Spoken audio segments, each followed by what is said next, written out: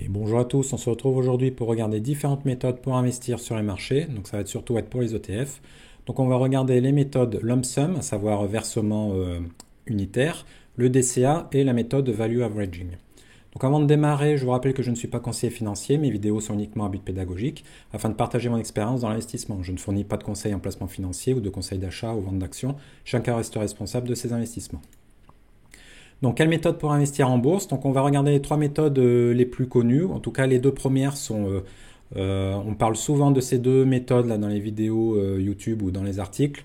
Donc, on va regarder ces deux méthodes-là. Et puis, à savoir le lump sum ou le versement unique, le dollar cost averaging, à savoir investir un montant fixe régulier, et le value averaging ou DVA, où on investit en fait pour avoir une croissance donnée. Donc on va voir également quels sont les avantages et inconvénients de chaque méthode et puis des résultats de différentes études qui comparent ces stratégies. Donc pour démarrer, on va regarder la méthode de lump sum, versement unique. Donc là, c'est la méthode la plus simple, hein. On a un certain montant à investir, on investit tout directement en une fois sur le marché le plus tôt possible pour profiter de la hausse des marchés. Donc on reçoit par exemple 12 000 euros fin décembre, on décide de tout investir le 1er janvier suivant pour être entièrement investi sur le marché toute l'année. Et on capte ainsi donc, toute la croissance potentielle du marché, évidemment, si le marché va croître sur l'année. La deuxième méthode, dollar cost averaging, donc c'est une méthode qui est peut-être la plus répandue en ce moment, on entend beaucoup parler. Donc le but c'est d'investir un montant fixe à intervalles réguliers, à savoir par exemple tous les mois ou toutes les semaines, dans le but de lisser ses points d'entrée sur le marché et ainsi limiter les risques de rentrer au mauvais moment. Donc peu importe que le marché soit haussier ou baissier, on va investir par exemple tous les mois le même montant à la même date. Donc là, dans l'exemple précédent, au lieu d'investir les 12 000 euros dès le 1er janvier, on va par exemple investir 1 000 euros tous les 15 du mois et lisser ça sur l'ensemble de l'année. Enfin, la dernière méthode, dollar value averaging, donc cette méthode est peut-être, vous ne le connaissez pas forcément, c'est la moins connue et ça demande une gestion plus active que les méthodes précédentes et ainsi qu'un certain matelas financier en fonction de l'évolution du marché.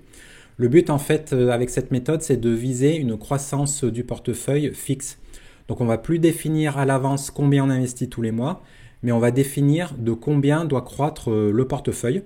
Et donc c'est peu importe que l'évolution du marché et on va regarder en fait la différence avec la cible que l'on a définie pour les différentes périodes. Donc on va regarder un exemple tout de suite, ça va être plus compréhensible. Donc comme je l'ai dit en fait on définit le chemin de la croissance du portefeuille comme une cible à suivre. Et à partir de là, si le portefeuille baisse trop, eh bien on va investir plus pour attraper la cible. Et s'il a augmenté plus vite que la cible voulue, eh bien on va vendre le surplus ou alors on peut également à la limite temporiser et on attend de revenir sur le prix cible pour les prochaines périodes. Donc là par exemple on investit sur 5 mois défilés de janvier à mai et on a décidé que, donc ça c'est là en rouge, vous avez le portefeuille cible, on a décidé que le portefeuille doit croître de 1 000 euros tous les mois, donc on démarre en janvier à 1 000 euros, 2 000, 3 000, 4 000 et on doit arriver au mois de mai à 5 000 euros. C'est notre but.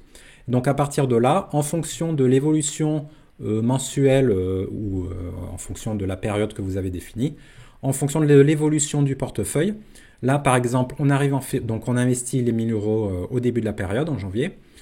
On arrive en février, on voit que le portefeuille est à hauteur de 1 500 euros parce qu'il a performer moins que ce que l'on avait envisagé.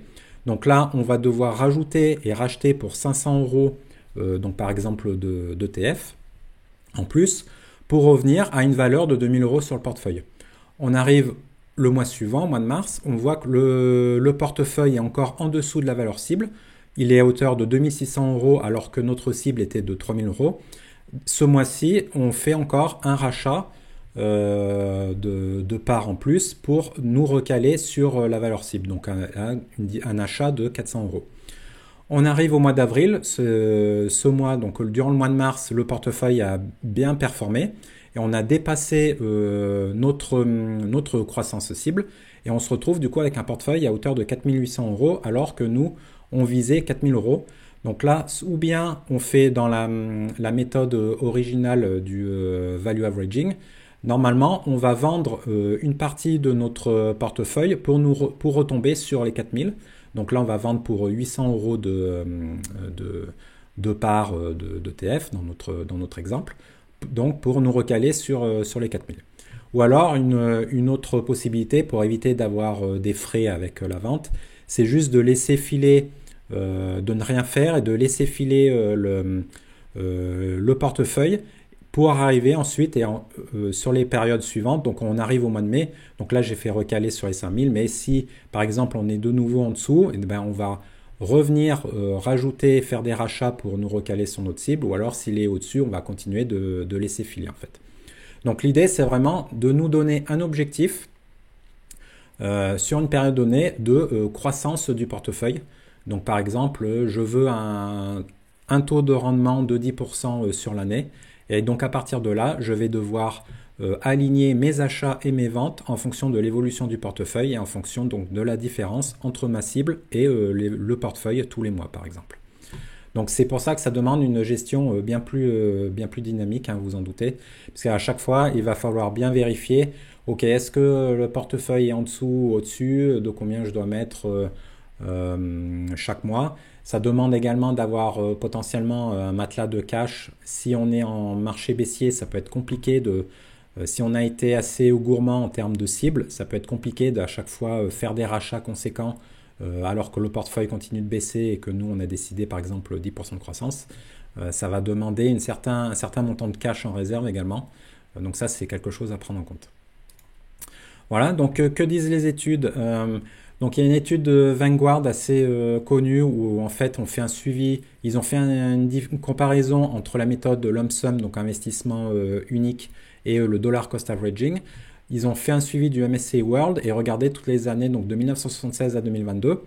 Et donc en fait l'avantage de la méthode lump sum, c'est qu'on va maximiser les chances de capter toute la hausse du marché, étant donné que l'on est entièrement investi depuis le début. Donc là évidemment, donc eux dans leur exemple en fait ils ont fait donc achat lump sum. Ils investissent tout au début de l'année et en fait ils vont regarder les différentes années sur cette période-là. Pour la partie dollar cost averaging, ils ont simulé un DCA sur les 3 premiers mois de l'année et ensuite ils laissent courir. Donc les résultats en fait c'est que les données passées montrent que le lump sum surperforme la méthode DCA en moyenne 2 tiers du temps.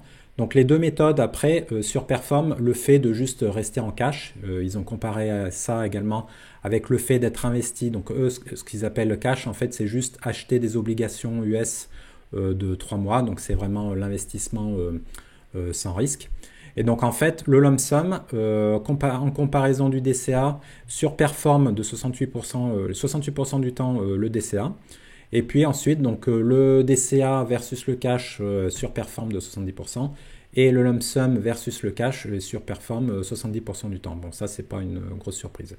Donc on voit du coup que quand même, statistiquement, c'est plus intéressant d'investir tout dès le début pour essayer de capter, vu que les marchés par définition sont haussiers, bon, là, c'est pas forcément une grosse surprise que être investi le plus tôt possible, ça va amener plus de surperformance statistiquement.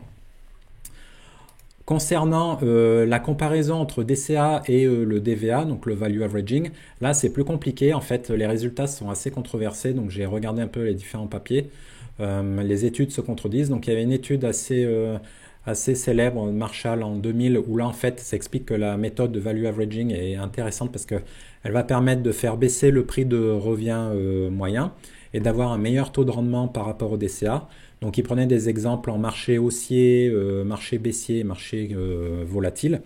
Donc là avec une période découpée en 5, avec la partie value averaging ici et en comparaison avec le DCA.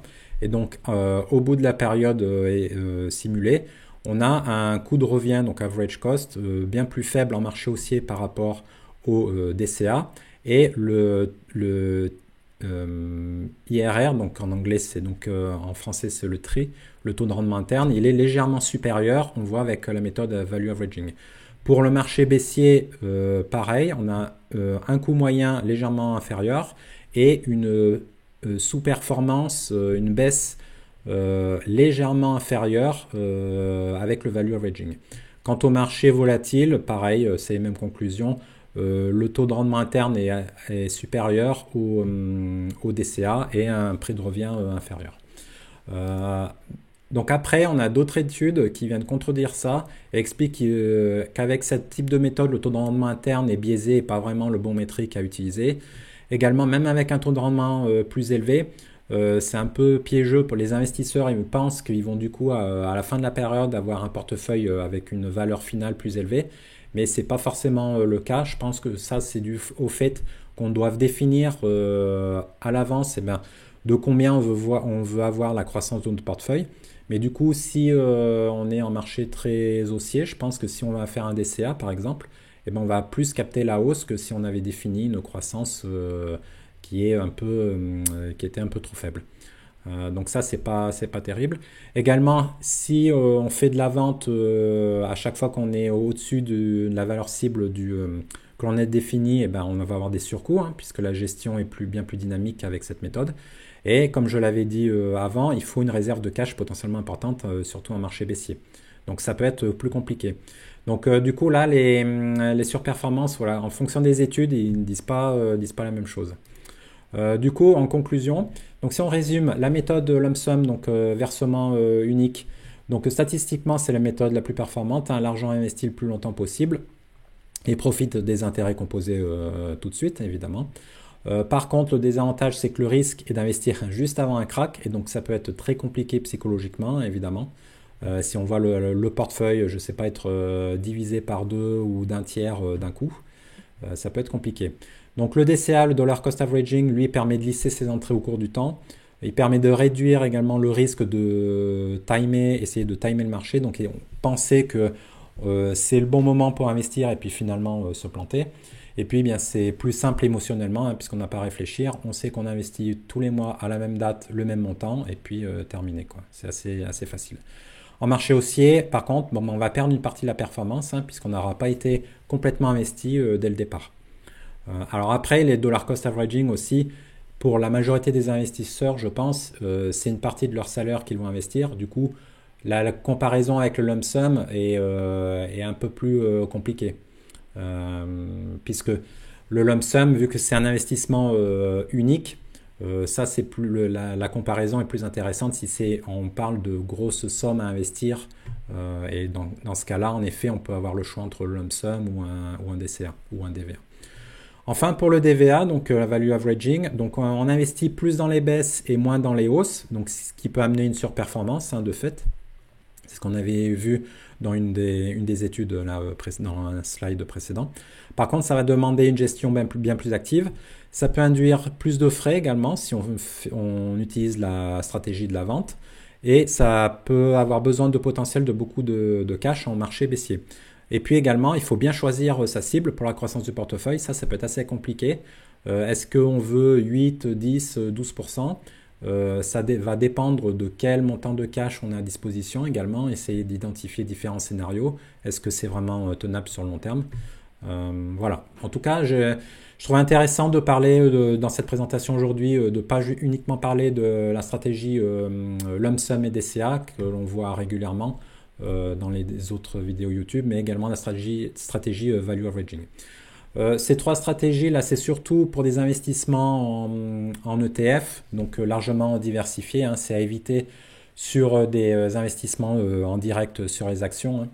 Je ferai d'autres vidéos pour les différentes stratégies pour investir sur actions, puisque là en fait on a besoin de regarder quelle est la valeur intrinsèque de l'action et comparer ça à la valeur du marché. C'est ce qui va normalement déclencher l'achat sur les actions. Pour les ETF, c'est bien plus simple puisqu'on achète généralement sur des milliers d'entreprises. Donc le risque est bien moindre et du coup on peut avoir des stratégies automatiques d'investissement comme le DCA ou le DVA. Donc là c'est surtout pour ce type d'investissement que ces trois méthodes vont être utilisées. Voilà, j'espère que la vidéo vous a plu. Pensez également à liker et à vous abonner à la chaîne, ça aide vraiment à soutenir. Petit à petit on se rapproche des 1000 abonnés, donc c'est vraiment top. Dites-moi quelle stratégie dans les commentaires pour votre portefeuille vous utilisez, hein. Peut-être que vous utilisez d'autres stratégies dont je n'ai pas parlé aujourd'hui. Je vous souhaite de bons investissements et à bientôt. Au revoir.